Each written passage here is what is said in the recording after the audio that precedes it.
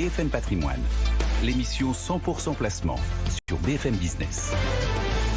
Bonjour Jean-Michel Schmitt. Bonjour Cédric. Merci d'être avec nous pour netinvestissement.fr et comme régulièrement, et ce début d'année n'échappe pas à la règle, on se plonge dans votre baromètre déplacement. Quelle est la thématique qui domine en ce début d'année ? Alors aujourd'hui Cédric, je suis venu vous parler des fonds financiers, donc une thématique assez large qui va nous permettre déjà de dresser un bilan sur le parcours des marchés financiers tout au long de cette année 2022.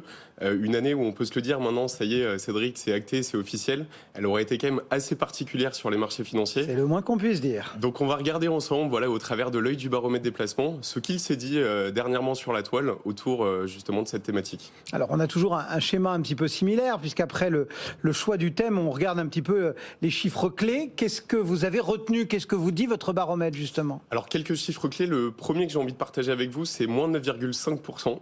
C'est un chiffre qu'on entend beaucoup depuis vendredi dernier. C'est tout simplement la performance du CAC 40 en 2022.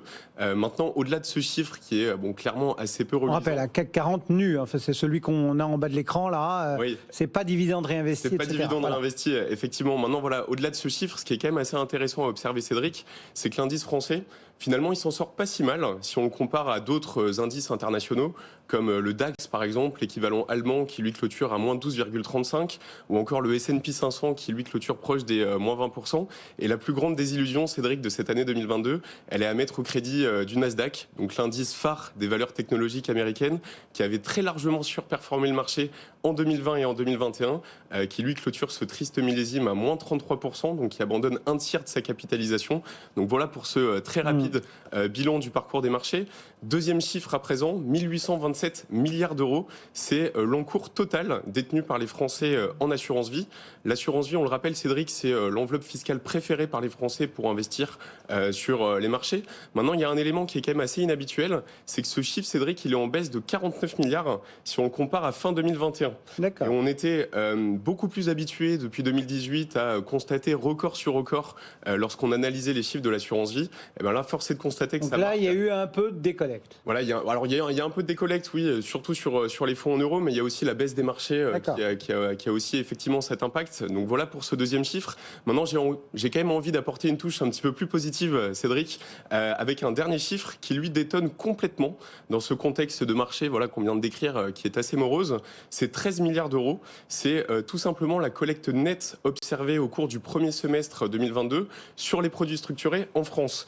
Et ce chiffre, Cédric, il est en croissance de plus de 30% si on le compare à 2021. Donc c'est vraiment la preuve en l'occurrence que cette classe d'actifs, c'est vraiment l'une des grandes gagnantes de cette année 2022. Et si on s'arrête quand même une toute petite minute, Cédric, pour tenter de comprendre quand même l'engouement autour de ces produits structurés, on se rend compte finalement que c'est assez logique, puisque si on se met là tout de suite à la place d'un investisseur qui dispose de liquidités à placer ou à optimiser sur les marchés financiers, il y a quand même une question majeure qui se pose, et surtout aujourd'hui, c'est est-ce que c'est le bon moment ou pas de rentrer sur les marchés financiers, puisqu'on débute quand même cette année 2023 avec une lutte contre l'inflation qui se poursuit, avec une majorité des économies mondiales qui ralentissent, certaines même qui menacent de rentrer en récession.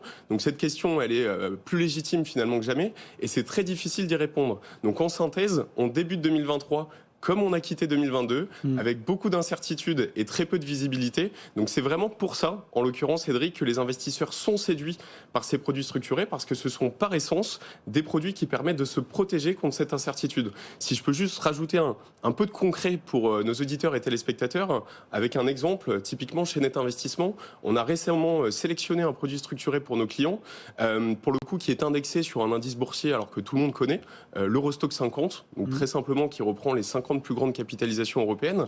Et ce produit, Cédric, il a un fonctionnement qui est très simple. Il a une durée de vie de 4 ans. Pendant 4 ans, il délivre un rendement inconditionnel, donc garanti, de 4,25% chaque année.